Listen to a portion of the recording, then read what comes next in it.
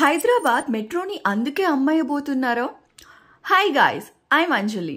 హైదరాబాద్లో ఉండే చాలా మంది ప్రజలు కూడా హైదరాబాద్ మెట్రోకి ఎంతగానో అలవాటు పడ్డారు. ఈ విషయాన్ని నేను ప్రత్యేకంగా చెప్పక్కర్లేదు అనుకోండి.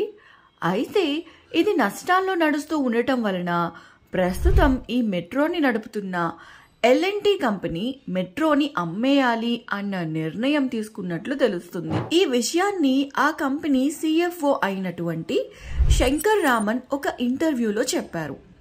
ఎప్పుడూ రద్దీగా కిటకిటలాడుతూ ఉండే మెట్రోకి నష్టాలేంటి అనుకుంటున్నారా? కానీ అదే నిజమంట. అసలు మెట్రోకి ఎందుకు నష్టాలు వస్తున్నాయి, ఎందుకు L&T కంపెనీ ఇలా మెట్రోని అమ్మేయాలి అన్న నిర్ణయం తీసుకున్నారు వంటి మెట్రోకి సంబంధించిన కొన్ని విషయాలను ఈ వీడియోలో మనం మాట్లాడుకుందాం.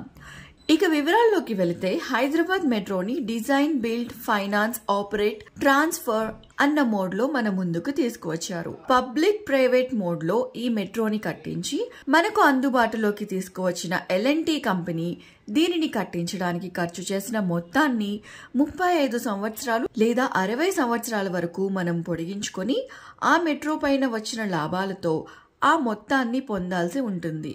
ఆ తరువాత మెట్రో అనేది ప్రభుత్వ ఆధీనంలోకి వెళ్ళిపోతుంది.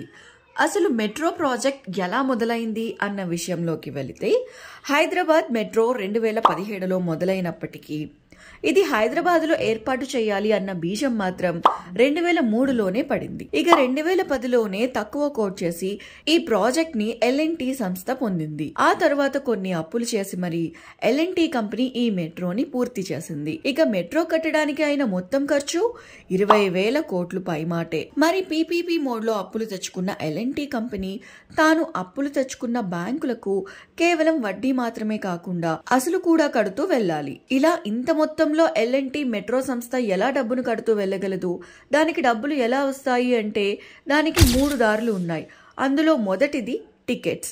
ఈ టికెట్స్ ద్వారా 50% డబ్బు మెట్రో సంస్థకి చేరుతుంది. రెండవ దారి ప్రాపర్టీ డెవలప్మెంట్ మరియు రీటైల్ స్పేస్, అంటే మాల్స్ మరియు ఏర్పాటు చేసిన షాప్స్ అన్నమాట.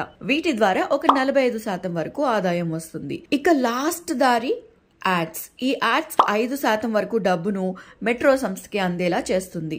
అయితే 2020 మరియు 2021లో వచ్చిన కరోనా వలన ఈ మెట్రో సంస్థకి గట్టి దెబ్బే పడింది. ఆ సమయంలోనే ఏకంగా 1766 కోట్ల వరకు నష్టం వచ్చింది అన్నట్లు తెలుస్తుంది. దానికి ముందు కూడా ఒక 380 కోట్ల వరకు నష్టం వచ్చిందంట. ఇక ఇలా ఈ బ్యాంక్ లోన్స్ తో పాటు ప్రతి ఏటా వస్తున్న నష్టాల వలన ఇప్పటి వరకు L&T సంస్థ అనేది 13,000 కోట్ల లాస్ లో నడుస్తుంది. మరి ఇంతలా నష్టాలు రావడానికి మరో కారణం కూడా ఉంది.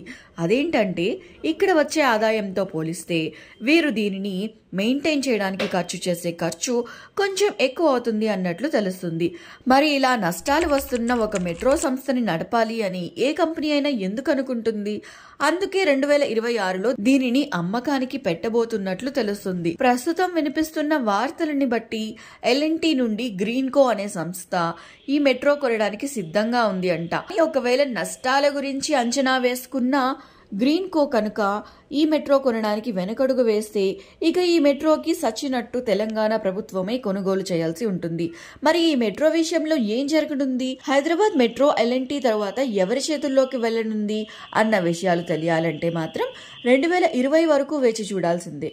ఇవండి హైదరాబాద్ L&T సంస్థకి చెందిన వివరాలు. ఈ వీడియో కనుక మీకు కొంత ఇన్ఫర్మేటివ్ గా అనిపిస్తే వీడియోని లైక్ చేయండి.